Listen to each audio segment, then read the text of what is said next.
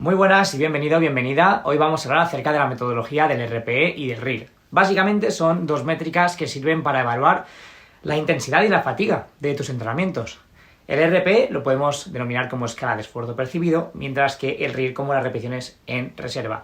Todo esto lo vamos a explicar mucho más adelante, así que no te preocupes. Estos dos términos no tienen por qué relacionarse, pero en un principio, a norma general, lo van a hacer. Hablaremos más adelante de ello.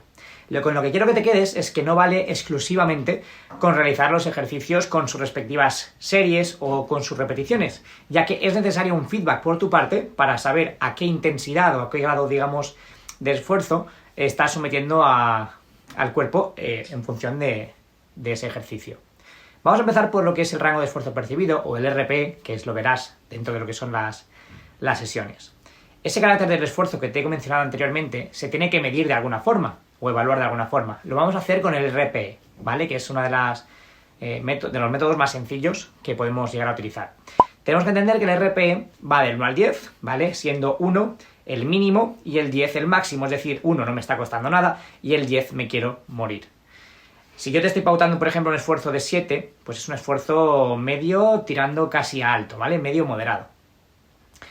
En cuanto a repeticiones en reserva o el RIR, que sería básicamente, entre comillas, lo contrario, es decir, a mayor RPE menor es el RIR y viceversa, tenemos que entender que son las repeticiones que seríamos capaces de realizar, pero que no las llegamos a hacer. Por ejemplo, si yo te estoy diciendo que quiero que hagas 12 repeticiones con un RIR 2, quiere decir que tienes que utilizar un peso con el que te pudieras hacer hasta 14 repeticiones, no más, ni 15 ni... no, 14, ¿vale?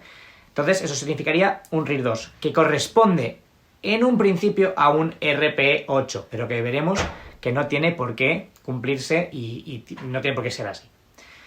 Como digo, en un principio el RPE y el RIR serán equivalentes hasta cierto punto. En el momento en el que las repeticiones estén por debajo de 6 o por encima de 12 repeticiones, esta equivalencia se pierde y deja de ser tan objetiva, ¿vale? Simplemente para que lo tengamos en cuenta. En un principio vamos a decir que como norma general, sí, son equivalentes y se van a correlacionar, pero no tiene por qué suceder. Es decir, que si por lo que sea en algún momento haces un ejercicio a menos de esas 6 repeticiones o a más de esas 12 y ves que no cumple una respecto a la otra, es decir, a lo mejor me dices, tío, he hecho 3 repeticiones, tengo un esfuerzo de 8, pero no me hubiesen salido 2 repeticiones más con ese peso. Vale, puede pasar, o viceversa, ¿vale? Si tienes que hacerte 50 repeticiones de un ejercicio, no me creo que el RIR sea más 2, ¿vale? O más 1, si el RP es 8 o 9. No, es imposible.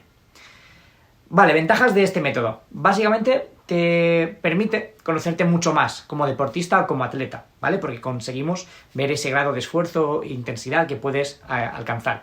Y además es interesante si no estás en un periodo competitivo, porque esto lo podemos aprovechar con una mayor cantidad de ejercicios, con mayor variante de ellos. Cuando estamos ya en una etapa competitiva hay que centrarse de otra forma y con otro tipo de métodos que a lo mejor pueden ser más objetivos o interesantes.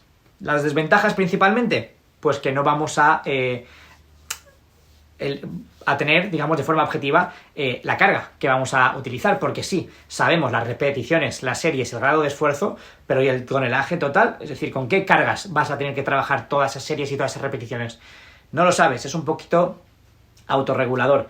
¿Qué pasa? Que muchas veces, sobre todo si la experiencia es baja, se va a tender a pensar que tenemos un rango de esfuerzo muy alto, cuando no es así, y a lo mejor me estás diciendo que eso te ha costado un 9 y básicamente es un 6. Muchas veces por los reportes a nivel de vídeos y demás lo podemos ver que no se corresponde. Entonces, el hecho de que yo te paute también una carga concreta o cerrada también beneficia. Por eso está la metodología del porcentaje del RM, que básicamente lo veréis por aquí, hay una tabla por aquí que te dejaré, es la tabla de Landers, es muy típica esta tabla a nivel de entrenamiento, y si cumples los porcentajes según las repeticiones, pues todo te va a ir mucho mejor, porque se puede considerar más objetivo. También tiene sus desventajas, ¿vale? Pero es otra de las formas, otro método que podemos utilizar a la hora de buscar ese grado de esfuerzo y demás.